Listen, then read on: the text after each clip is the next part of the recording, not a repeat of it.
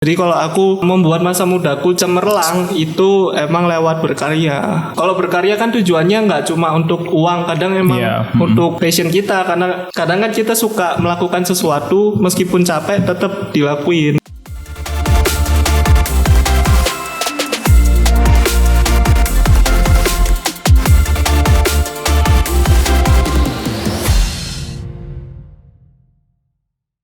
Halo Elevate Squad, welcome to Elevate Podcast. Pastinya di segmen Ruang Kreatif.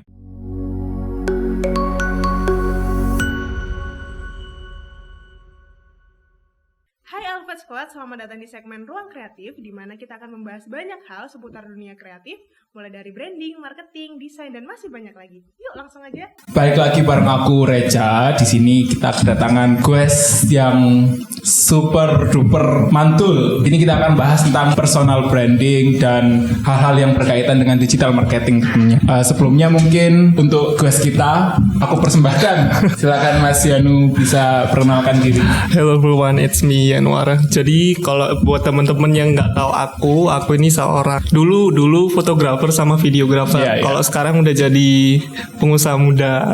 Gitu. Luar biasa ya. Gitulah.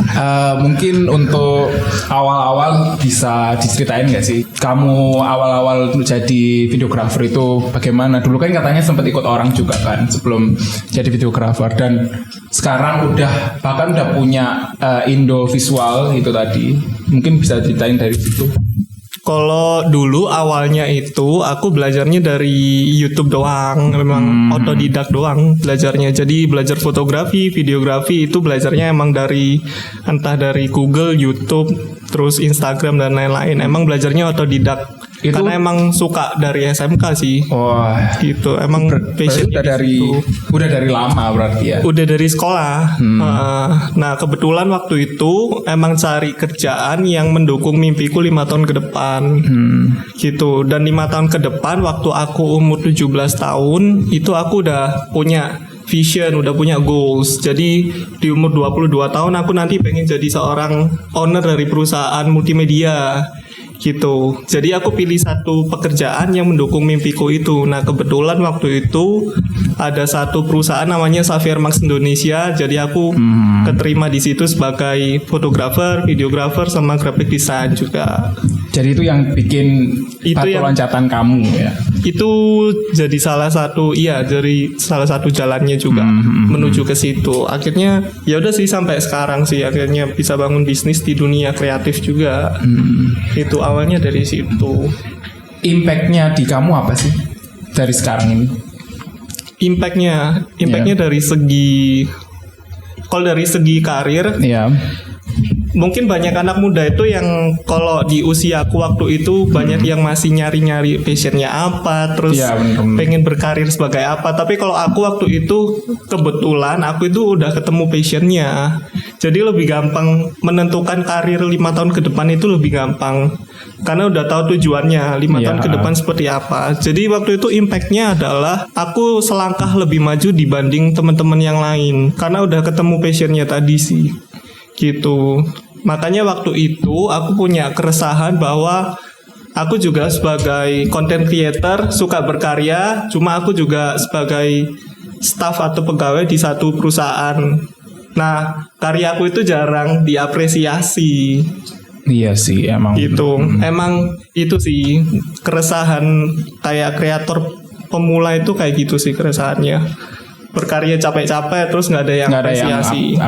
Tapi ya nggak apa-apa sih, tetap konsisten aja. Karena aku percaya bahwa quantity equals quality. Semakin banyak kita berkarya, nanti kualitasnya juga improve dengan sendirinya. Pasti mengikuti ya. Pasti mengikuti. Nah, that's why di tahun berapa ya? 2017 itu aku bangun satu komunitas yang bergerak di bidang fotografi sama videografi. Tujuannya adalah untuk mengapresiasi karya-karya itu tadi. Karena dulu waktu 2017 itu ada yang namanya Indofitgram kalau nggak salah. Nah, Indofitgram itu komunitas video meme tapi yang lucu-lucu doang kan. Nah, aku mikir kalau industri sinematik, dunia videografi, perfilman sama fotografi kalau dimasukin ke komunitas kayaknya industri ini bakalan besar. Jadi waktu itu aku jadi yang pertama di Surabaya dan Indonesia. Iya. Gitu sih. Jadi awalnya dari situ, akhirnya tercipta bisnis sampai sekarang. Berarti awal mulanya emang dari Indovisual. Indovisual. Ya. Nah, aku bangun Indovisual gunanya emang buat mengapresiasi itu tadi. Tapi aku waktu itu emang sambil kerja dan sambil freelance gitu. Jadi aku waktu itu sempat kerja ikut orang 2 tahun. 1 tahun terakhir aku bangun freelance sendiri. Jadi kayak ada namanya Indovisual Studio. Kalau Indovisualgram itu komunitasnya, Indovisual Studio aku bangun PH-nya sendiri. Kayak production house-nya sendiri, agency-nya sendiri. Itu sama kayak Elvin, agency-nya sendiri. Cuma waktu itu aku freelance dulu sendiri karena nggak bisa bayar orang, jadi aku freelance. Nah, that's why aku bangun itu 1 tahun terakhir. Jadi aku pulang kantor jam 5, jam 7, jam 8 itu udah ngedit sampai subuh. Gitu terus. Waktu itu sekitar 1 tahunan lebih lah pokoknya. Sampai akhirnya dari hasil-hasil itu, pokoknya aku waktu itu udah punya ini sih mindset money management yang benar. Jadi tiap penghasilanku 50% langsung aku masukkan ke aset investasi. Kayak gitu. Nah, dari investasi itu aku bangun bisnis yang lain. Nah, dari bisnis yang lain akhirnya berkembang sampai sekarang. Gitu sih kalau journey-nya gitu. Jadi emang dari manajemenmu sendiri itu emang money management sendiri itu emang bagus ya dari awal. Sementara orang-orang kayak kita sekarang ini masih kebingungan ini ya. Tapi aku juga pernah itu sih berada di masa yang kayak gitu juga, fase-fase kayak gitu. Kayak pemasukan banyak, pengeluaran juga banyak. Iya. Karena kita nggak tahu ya, mungkin sebagai anak muda memang ya gitu sih. Ada fase-fase kayak gitu ya. Karena emang kadang aku juga merasa bahwa aku lupa akan tujuanku untuk bekerja karena sibuk bekerja, jadi aku lupa tujuanku kan. Tapi nggak ada salahnya sih emang. Harusnya kalau di usia kita umur 20-an sampai 25 tahunan ya explore aja yang banyak. Iya sih, life doesn't end at 25. Oke, life doesn't end at 25. Apa? Nah, jadi kan setiap orang punya waktu masing-masing. Ya udah nggak apa-apa sih, explore aja sebanyak mungkin. Siapa tahu nanti di tengah jalan ketemu passionnya, Tuhan buka jalan buat buka satu bisnis atau satu usaha yang sesuai passion kita. Iya sih. Gitu. Kalau sekarang teman-teman kuliah ya udah kuliah aja, kerja ya udah kerja aja, sambil fokus aja. Mungkin di tengah jalan nanti ketemu idenya sendiri kok biasanya. Berarti emang dari cara kita untuk memanage diri kita sendiri ya. Iya. Nah, kalau kita udah berani Kalau kita udah berani untuk bekerja dan berkarya sendiri di luar jam kantor, otomatis nanti kita bisa mandiri dengan sendirinya. Jadi kita learning by doing. Meskipun kita nggak punya mentor, sama waktu itu aku juga nggak punya mentor siapa-siapa sih. Emang belajarnya semua sendiri. Iya, sendiri, personal. Ya itu sih experience yang ngajarin gitu. Terus di samping itu kamu memanage Indovisual itu tadi, cara kamu untuk membranding personal diri kamu itu seperti apa sih? Kalau personal branding, waktu itu aku mulai bangun personal branding 2018. Jadi personal branding itu intinya cara kita pengen dikenal sama orang itu sebagai apa. Personal branding itu ada 2, ada personal branding sama business branding. Kalau personal branding kita pengen dikenal sebagai apa, kitanya, manusianya. Kalau business branding kita mau bisnis kita dikenal sebagai apa. Nah, kalau aku emang awalnya bangun personal branding dulu. Jadi kayak aku pengen dikenal sebagai content creator di bidang videografi. Jadi waktu itu aku memang bangun konten-konten atau karya-karya di bidang visual, videografi, fotografi dan lain-lain. Akhirnya pekerjaan yang datang ke aku itu dari klien-klien itu, klien-klien videografi, fotografi dan lain-lain. Nah, itu di tahun 2018 sih. 2020 itu aku mulai bangun bisnis branding. Jadi aku bangun sendiri yang namanya branding untuk Indovisual Studio. Dari situ aku baru bisa ciptain yang namanya penghasilan dari bisnis. Jadi tanpa Januar pun bisnis itu tetap jalan gitu.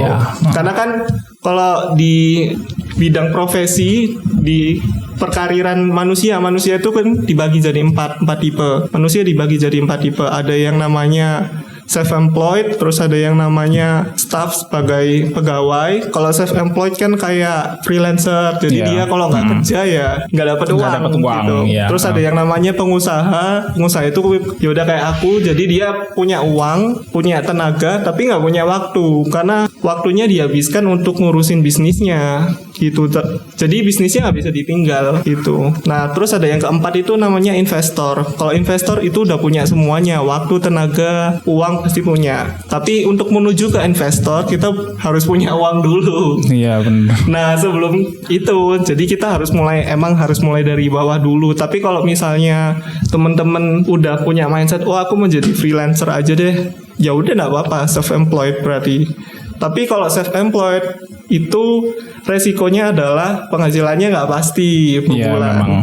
Enaknya kalau jadi staff kita punya penghasilan yang pasti. Enaknya itu sih. Cuma kita harus nurut sama manajemen perusahaan gitu sih. Iya. Nggak bisa gitu-gitu aja sih sebenarnya. Kita butuh something new. Kalau jadi staff kan kita otomatis harus mengikuti perusahaan. Iya. Iya, terus kayak ikut aturan mereka. Sementara sebenarnya dalam hidup kita juga butuh something new. Kalau misalnya kita jadi staff kan ya gitu-gitu aja emang penghasilannya gitu. Tapi ya nggak apa-apa sih. Kalau misalnya kita sebagai anak muda nggak apa-apa sih. Coba aja banyak hal. Sebelum kita jadi good leader, kita harus jadi good student juga. Jadi kita harus jadi murid yang baik sebelum kita jadi seorang pemimpin yang baik. Jadi waktu itu waktu kerja ikut orang, ya udah aku belajar untuk jadi murid yang baik aja di bawah naungan perusahaan. Meskipun kadang emang yang diinginkan si kepala nggak sesuai sama si hatiku, tapi ya udah nggak apa-apa. Ini sih kayak proses pendewasaan sih. Iya. Itu. Jadi kita tahu, ternyata dunia pekerjaan itu nggak semulus yang kita pikir ya. Ternyata dunia pekerjaan itu nggak cuma dapat kita kerja terus dapat uang. Ternyata ada juga loh teman yang nusuk dari belakang, teman penjilat sama bos. Ternyata ada juga loh orang-orang yang baik di depan, jelek di belakang. Terus ada juga yang jelek di belakang, ternyata baik di depan juga, atau sebaliknya kayak gitu.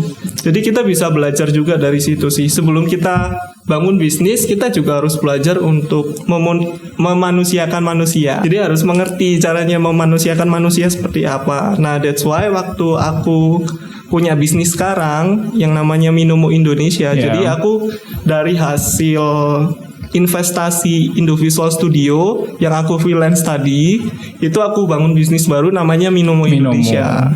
Dan di Minomo ini aku ciptain kayak sumber penghasilan yang baru, tapi aku lebih buka lapangan kerja gitu. Nah, di situ aku belajar untuk memanusiakan manusia. Makanya kadang itu aku bersyukur juga. Dulu aku pernah jadi staff. Kalau aku nggak pernah jadi staff, aku nggak tahu rasa capeknya mereka itu telat kenapa. Ternyata bisa di jalan itu ada apa-apa. Atau mereka itu waktu kerja bisa bosen ternyata kalau nggak ada temen ngobrol gitu. Jadi di Minomo kan ada 2 shift.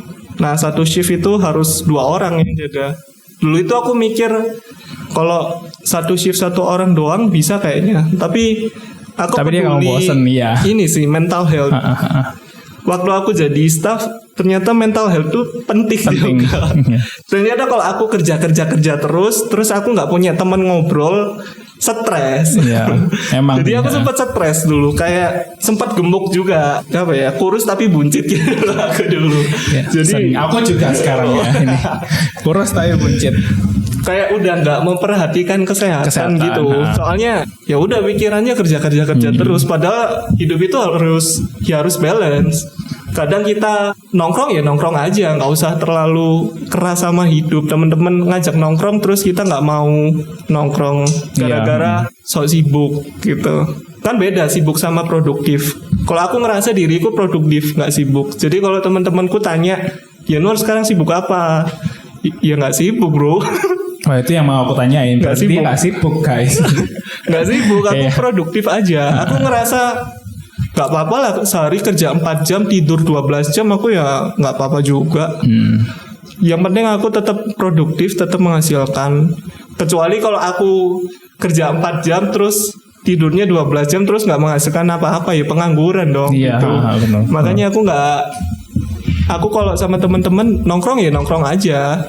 Tapi tetap aku menjaga circle sih, karena circle itu penting sih emang. 5 orang terdekat kita itu isi dompetnya pasti sama. Benar. Jadi aku bergaulnya itu sama teman-teman yang sesama pengusaha. Cuma aku nggak meninggalkan teman-teman lamaku kayak teman-teman sekolah, teman-teman yang dulu nggak aku tinggalin. Cuma nggak sesering dulu aja, karena kayak topik obrolannya tuh udah beda. Udah beda. Kalau sama yang pengusaha, kita ngobrolin branding perusahaan itu gimana, marketing perusahaan itu gimana, ningkatin penjualan gimana. Terus dari uang hasil itu kita investasikan ke aset mana aja, saham, kripto, bisnis dan lain-lain, reksadana dan lain-lain. Nah kalau sama teman-teman yang lama, mereka kamu ajak ngobrol gitu mereka nggak paham. Nggak bisa. Jadi aku iya aja. Cuma kadang sama teman-teman yang lama itu terbiasa, mereka itu circle-nya circle kayak poor mentality gitu loh, kayak suka gibah. Gitu. Nah, circleku itu udah beda. Meskipun aku berasal dari circle-nya mereka, tapi kayak circleku itu udah beda sekarang. Jadi lebih menjaga kesehatan circle sih kalau sekarang. Gak apa-apa produktif, tapi tetap punya pertemanan yang sehat juga.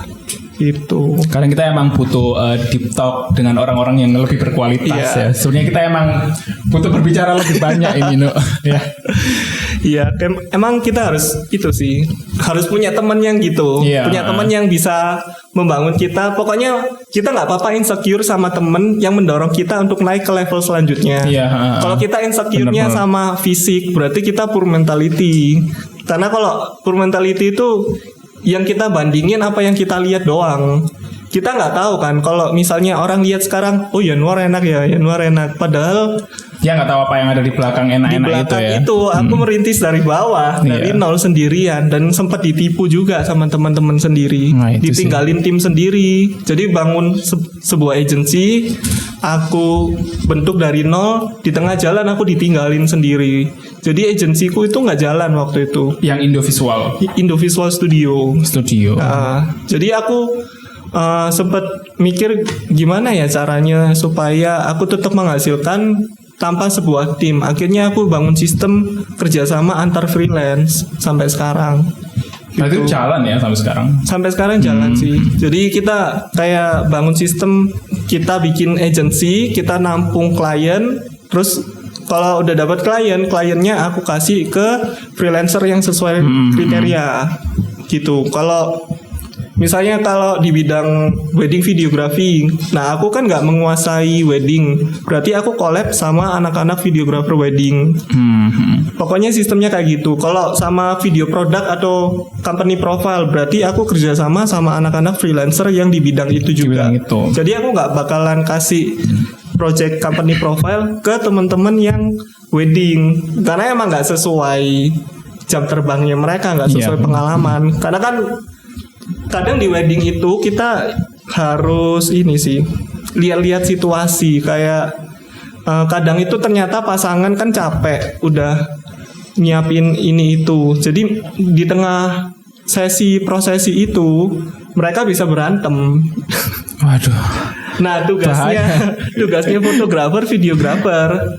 Kalau baru pemula itu kaget biasanya. Waduh gimana? Loh, kok pernah berarti ya? Pernah.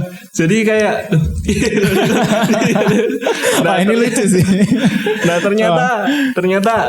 ternyata bidang wedding itu kayak gini ya. Jadi yang harus kita bangun adalah relationship. Jadi harus benar-benar harus saling ngerti lah istilahnya. Harus bisa komunikasi intinya. Nah di situ skill komunikasi kita itu bisa ini sih terasa gitu. Itu aku waktu awal-awal freelance dulu. Tapi kalau sekarang udah ada sistem yang kerja sama antar freelance itu. Jadi udah kolaborasi sistemnya.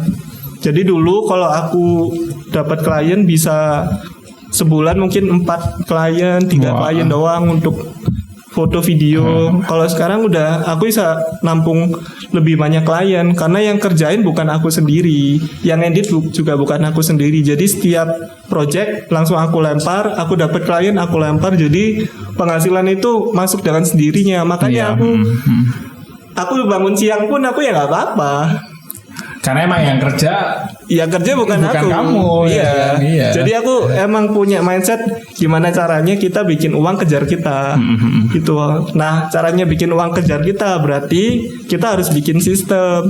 Di mana sistem itu yang membuat uang ini terus ngalir ke kita. Kayak sekarang aku punya passive income dari bisnis Minomo. Nah, Minomo itu kan ada yang penjualannya dari offline, terus dari online juga, terus kadang juga dari event-event. Jadi kita kayak tawarin ke beberapa event kalau ada orang yang mau ngadain event, terus deal sama kita itu udah jadi passive income. Nah yang dari online itu jadi passive incomeku setiap hari. Jadi masuk 500.000, 300.000, 1 juta sehari, kadang gitu. Terus untuk hasilnya aku investasikan ke aset. Nah kadang itu aku itu dulu sempat mikir gimana ya kok orang-orang itu bisa kaya. Iya. Jadi waktu karyawan kamu dulu mikir gitu. Sekarang saya juga masih mikir gitu ini Nu. Iya gitu sih. Jadi aku mikir kok bisa ya orang-orang kaya. Iya. Padahal kerja di kantor loh, kok bisa punya mobil ya? Kok bisa loh orang-orang? Ternyata yang membedakan itu money manajemennya, kayak cara dia mengelola keuangan. Nah, kalau poor mentality kan ada poor mentality sama rich mentality. Jadi kan banyak anak muda yang berkarir, udah bekerja di perusahaan yang tetap, terus sudah punya gaji sendiri, terus ada punya penghasilan sendiri intinya. Nah kadang itu mereka punya poor mentality namanya. Jadi tiap penghasilan mereka itu dihabiskan untuk kebutuhannya mereka, keinginannya mereka, nabungnya terakhir. Misalnya dari 2 juta tadi, 1 jutanya dipakai kebutuhan, terus 500.000 keinginan, terus sisanya 500.000 buat nabung dan irit-irit sampai akhir bulan. Dan bahkan itu kadang kita nggak nabung gitu loh. Udah hilang dan habis-habis sendiri nggak terasa karena emang kok dikit banget ya kayak ngerasa kurang-kurang terus. Nah jadi itu sih yang bikin anak muda itu stuck, kayak kok uangku di sini-sini aja, terus aku kok udah 3 tahun kerja kok tetap aja, padahal gajinya ya lumayan di atas 2 juta, tapi kok habis-habis terus gitu. Nah yang bikin itu habis terus ya emang kadang tiap tahun itu kan ada yang namanya inflasi. Inflasi itu emang kenaikan harga dari tahun ke tahun naik terus. Dulu 4 juta, nenekku dulu sempat nabung. Jadi nabung di satu celengan sampai 4 juta sampai dia tua. Nah, 4 juta di zamannya dia sama zaman kita kan udah beda. Di zaman kita itu segini Di zaman dia 4 juta kan udah bisa beli banyak hal. Di zaman kita 4 juta sebulan juga udah habis. Ya gitu sih. Jadi kemakan inflasi.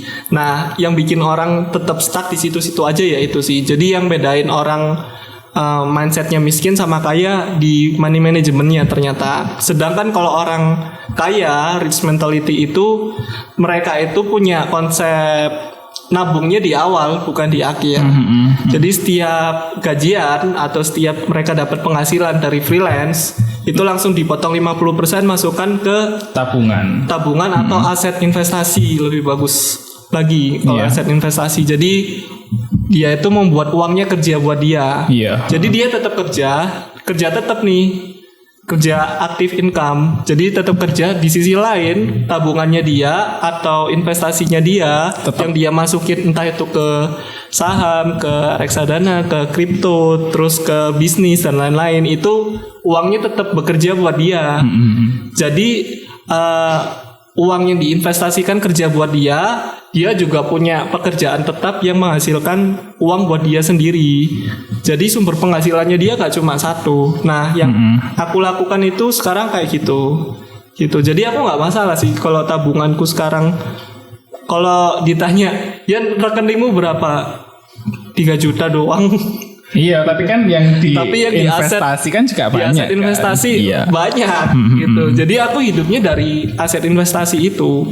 Nah, caranya aku money managementku 50% aku masukkan aset investasi. Jadi setiap penghasilan aku dari entah itu dari bisnis, dari investasi, dari freelance itu aku potong 50% masukkan ke aset investasi gitu. Jadi yang uang di investasi itu kerja buat aku tetap dapat penghasilan tetap dari bisnis gitu. Nah, dari 50% misalnya nih aku dari hasil bisnis 10 juta, 5 jutanya aku masukin ke investasi. Kan sisanya 5 juta tuh. Iya. Sisanya 5 juta. 5 dibagi lagi 50% buat kebutuhan, 50% buat keinginan. Ya udah. Jadi 50% kebutuhan kan 2,5 juta. Iya. 2,5 jutanya ya udah aku foya-foyain aja. Nah, yang bikin orang kaya itu bisa foya-foya, bisa jalan kemana-mana ya dari uang keinginan itu tadi. Jadi dia udah nggak ngirit karena nabungnya di awal, nggak nabungnya di akhir. Jadi dia emang uang keinginan harus dihabisin. Kayak aku kalau waktu itu jalan sama Laras, ya udah habisin aja uangnya 500.000 ya udah habisin aja. Emang uang keinginan kok gitu. Jadi dari uang keinginan itu kita bisa menjaga kesehatan mental kita gitu. Bener, jadi nggak irit-iritan gitu loh. Cuma waktu awal-awal kita harus berani menunda kesenangan sih supaya kita bersenang-senang di akhir. Iya itu supaya ini sih nggak hedon di awal gitu sih, supaya bisa menikmati masa tua gitu. Work hard, play hard istilahnya. Nah, aku punya mindset kayak gini karena aku punya circle teman-teman yang jauh lebih hebat, jauh lebih pintar dari aku, jauh lebih pengalaman dari aku, dan jauh lebih dewasa dari aku. Ya mungkin mindset itu sih yang bikin aku bisa berpikir sampai sejauh ini dibanding teman-teman yang seumuranku kayak teman-teman sekolahku gitu. Makanya circle itu penting. Iya emang. Kalau kita bergaul sama orang yang sama-sama bisnis, otomatis ilmu bisnisnya juga nular dan lain-lain kayak gitu sih. Makanya nggak ada salahnya kalau kita berteman sama orang yang lebih tua atau lebih muda dari kita. Gitu. Kayak gitu sih kalau aku. Sendiri untuk kira-kira ada nggak sih cerita yang menarik saat jadi content creator dan atau pas berkecimpung di dunia itu dah? Jadi content creator ya? Boleh. Aku itu jadi content creator itu dari 2019 sih. Content creator ini yang perlu teman-teman tahu itu luas. Maknanya luas. Dari dulu sebelum ada YouTube itu udah ada content creator. Content creator itu kan intinya orang yang membuat karya. Suatu karya. Menciptakan sebuah karya. Udah ada seniman, pelukis, terus copywriting, yang buat blog dan lain-lain. Nah, waktu itu aku suka bikin video. Kalau aku suka bikin foto, bikin video. Intinya bercerita lewat karya, itu kan content creator. Nah, waktu itu aku bikinnya soal videografi sih emangnya. Oke, suka dukanya jadi content creator. Kalau sukanya itu emang kita punya banyak network, jadi punya banyak relasi. Kalau banyak relasi, otomatis pintu rezekinya juga terbuka. Banyak juga. Kalau dukanya emang kita mulai sendiri, harus mulai dari bawah karena content creator itu kayak self-employed. Jadi kalau dia nggak kerja, ya nggak menghasilkan uang gitu. Tapi kalau udah famous, sudah terkenal, ya lebih gampang dapat uangnya. Karena ada statement yang bilang money follow attention. Jadi uang itu ngikutin orang yang caper. Jadi jangan salahin KKI terus terus Lucinta Luna karena mereka sudah bisa menciptakan arus perhatian dunia. Jadi mereka dengan sensasinya agitahen. Jadi mereka udah bisa nyaper. Nah, uang itu balik lagi money follow attention. Uang itu ngikutin arus perhatian dunia. Jadi kalau kita bisa cari perhatian otomatis uang yang ngikutin dengan sendirinya gitu. Iya sih, setuju. Ya gitu sih kalau aku tujuannya jadi content creator memang untuk menciptakan sumber income yang lebih banyak. Karena kalau kita cuma punya satu sumber income, terus satu sumber income kita mati, kita nggak punya income lain. Jadi aku waktu itu mikir gimana caranya punya beberapa sumber penghasilan meskipun penghasilannya rata-rata nggak apa-apa tapi banyak. Iya. Jadi sumber penghasilannya lebih dari satu. Kalau satu sumber penghasilan mati, yang lain masih nyala ya. Masih cover, masih backup. Jadi ya aman-aman aja sih. Karena kalau kita itu sebagai anak muda bisa kaya dari 3 hal, nggak cuma uang sebenarnya. Emang ada uang, terus yang kedua network, yang ketiga influence. Kalau kita punya uang ya udah kaya. Kalau punya network, kita punya kenalan banyak. Makanya jangan salahin orang kalau dia itu kenal sana sini, ngerti orang dalam. Dia untuk mengerti kenal sama orang dalam itu pun dia butuh effort untuk kenalan sama orang dalam. Kayak aku dapat klien-klien yang menengah ke atas itu emang dari orang dalam. Iya. Dan aku emang berusaha untuk kenalan sama orang-orang di perusahaan itu. Jadi kalau kita udah punya network yang luas, ya uang itu bisa datang sendiri. Iya sih. Yang ketiga baru influence. Jadi kita namanya aja influence. Kalau kita bisa memberi dampak buat orang lain, otomatis ya uang itu juga datang dengan sendirinya. Gitu sih. Jadi kalau aku cara menghasilkan uang dari aku sendiri emang dari network sama influence. Nah, that's why content creator itu tugasnya di situ, di influence. Karena dia bisa membuat orang ikut sama apa kata dia. Ya. Gitu sih. Kalau aku gitu.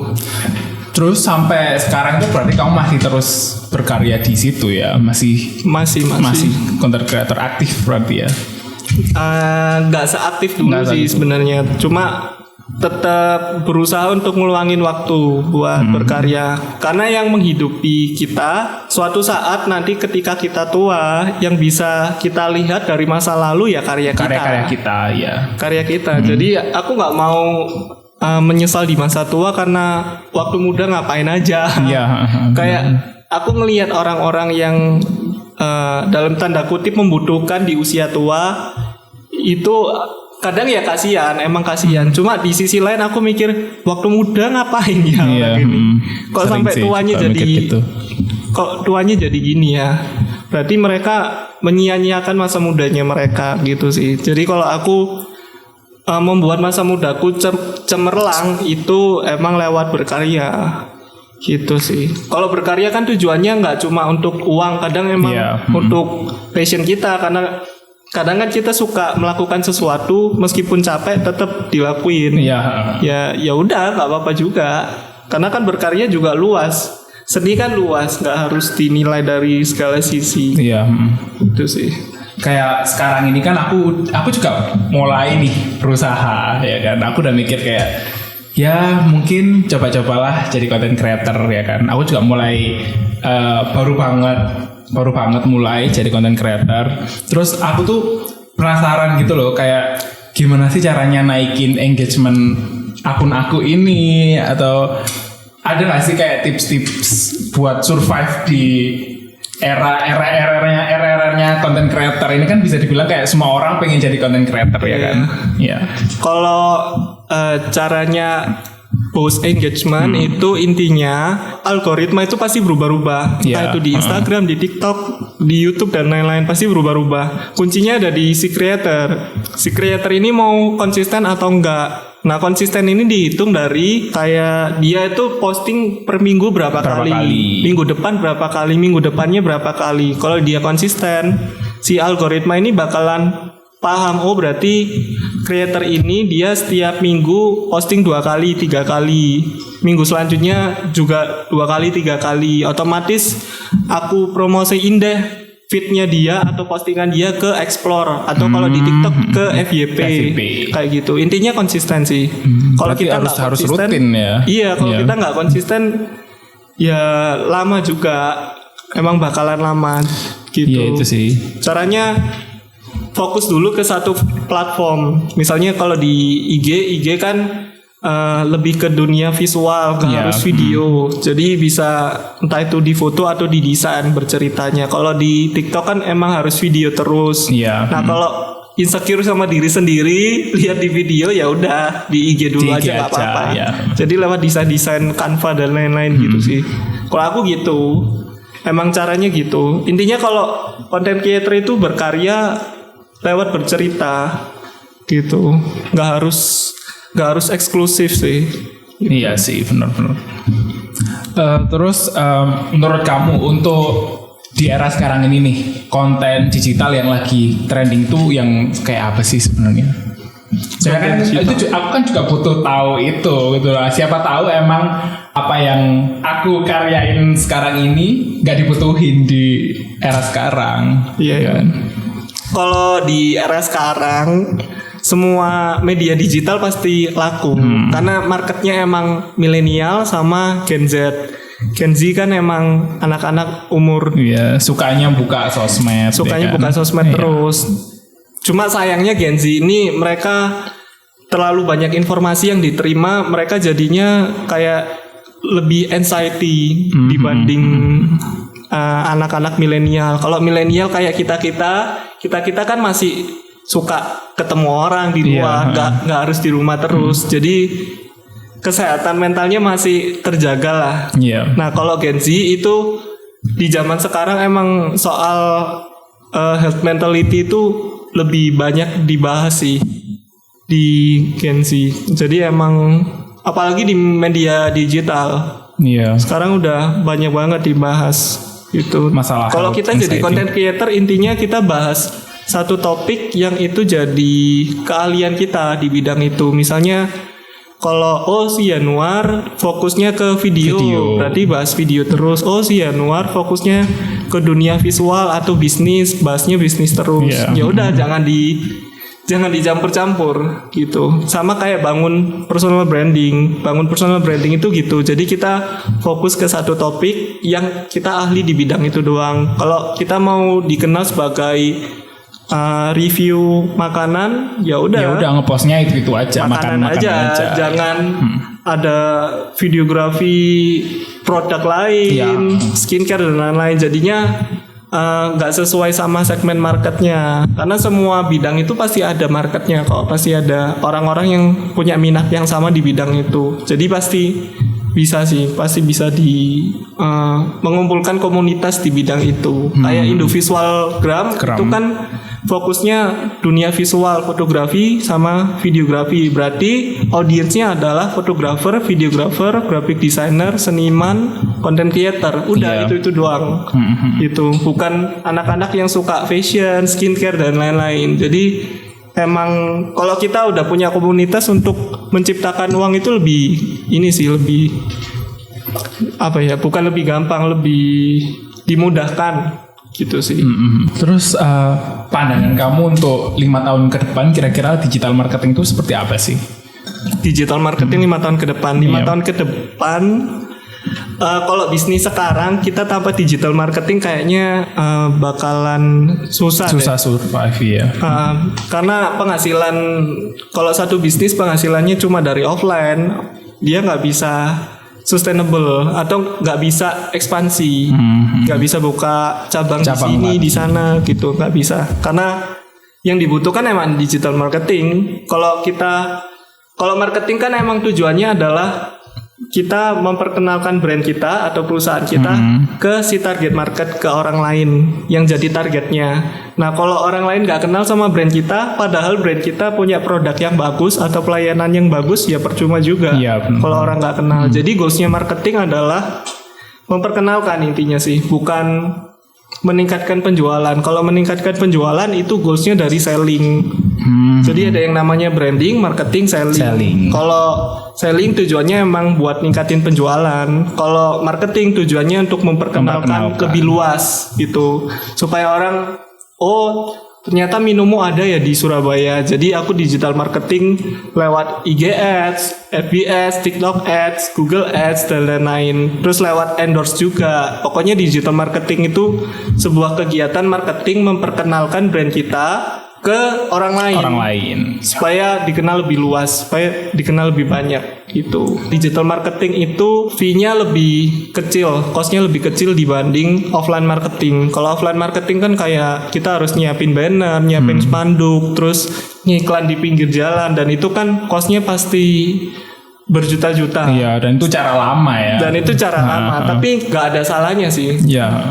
Karena yang ditargetkan offline dan online. Yang offline tetap jalan, yang online juga harus tetap jalan. Kalau online-nya nggak jalan, otomatis dia bakalan stuck di situ-situ aja. Kalau kita nggak punya digital marketing, otomatis yang kenal sama kita ya circle-nya itu aja gitu. Misalnya nih kalau Minomo kan sekarang ada di daerah Surabaya pusat Ngagel. Berarti yang ngerti Minomo cuma orang-orang di Ngagel doang. Nah supaya Minomo dikenal se-Indonesia, berarti aku harus digital marketing ke Jakarta, ke Bandung dan kota-kota lain. Supaya gitu. Yang lain bisa tahu apa supaya itu Minomo. Yang lain bisa tahu gitu sih caranya. Menurut Yanu nih, untuk mempertahankan eksistensi sendiri tuh di kamu tuh caranya bagaimana sih? Kalau untuk dari content creator sama bisnis gitu ya? Ya boleh. Atau mungkin dipisah satu-satu. Dari content creator dulu. Kalau content creator itu intinya konsisten aja sih. Kalau content creator. Kalau kita nggak konsisten, kadang audiens kita lupa sama kita. Gitu. Followers kita lupa sama kita karena lama nggak ngepost nih gitu. Ngapain aja gitu. Cuma aku sempat kayak gitu sih waktu kayak pertama bangun bisnis. Jadi aku fokusnya ke bisnis terus aku nggak pernah berkarya bikin konten itu nggak pernah. Jadi audiensnya lupa gitu. Harus mulai dari bawah lagi bentuk audiens, tapi nggak apa-apa sih. Sempat ada lost followers berapa biji gitu? Pasti banyak. Karena dipikir akunnya mati kan. Udah nggak ada kabar 3 bulan, 5 bulan gitu kan. Dipikir akunnya nggak aktif lagi. Jadi pasti ada yang unfollow gitu. Tapi nggak apa-apa sih. Itu kan ke filter dengan sendirinya. Jadi orang yang suka sama konten kita tetap follow. Yang nggak suka unfollow. Iya. Nah enaknya kalau kita punya followers atau audience yang sefrekuensi, ngobrolnya gampang, terus kita jualan juga gampang. Iya. Jadi aku sempat dulu dropship ini sih, kayak botol minuman yang bentuknya lensa waktu itu dapat kado dari Laras. Jadi aku sempat setiap live itu bawa botol itu. Aku kan sering live di Indovisualgram. Nah yang anak-anak creator itu tanya, loh itu lensanya kok diminum gitu. Nah aku dari situ, oh ini peluang ini, banyak yang tanya. Akhirnya aku dropshipping gitu. Aku ambil keuntungan 100% dari situ. Akhirnya ya itu sih, enaknya kalau kita punya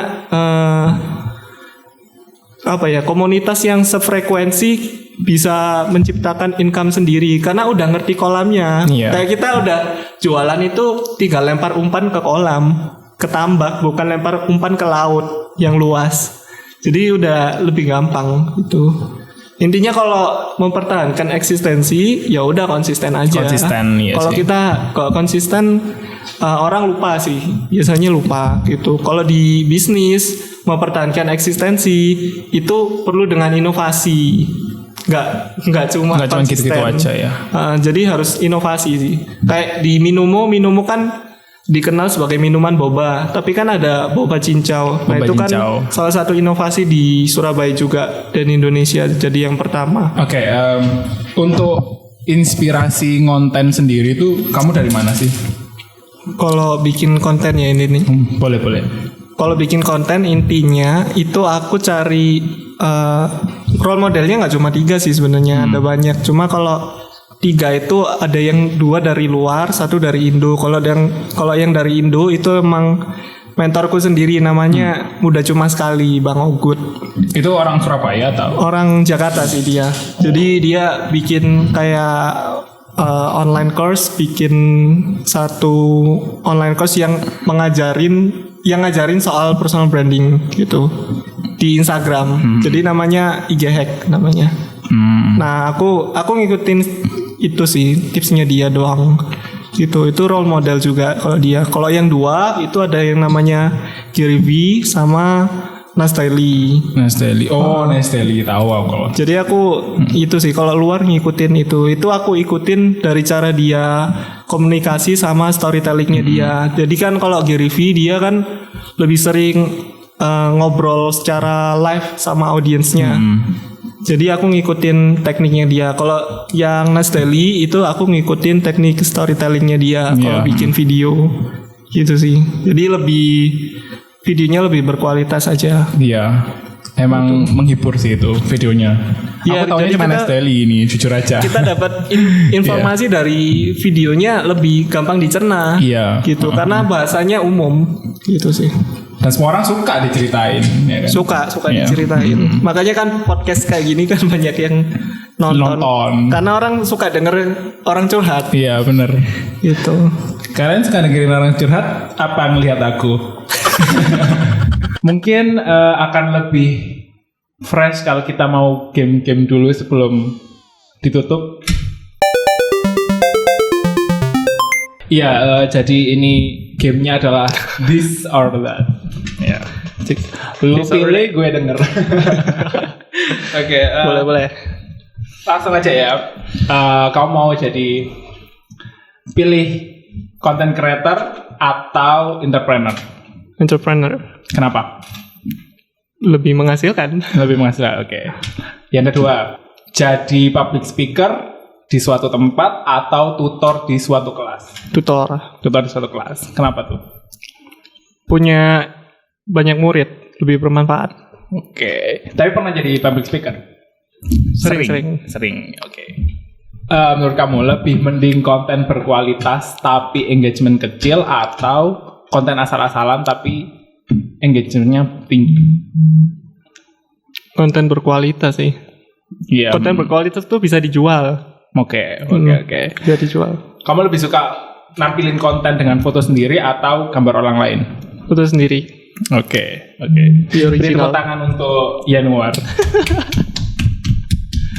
Oke, makasih teman-teman yang udah ngikuti kita podcast hari ini. So, tetap saksikan terus Elevate Podcast, tentunya juga di Ruang Kreatif.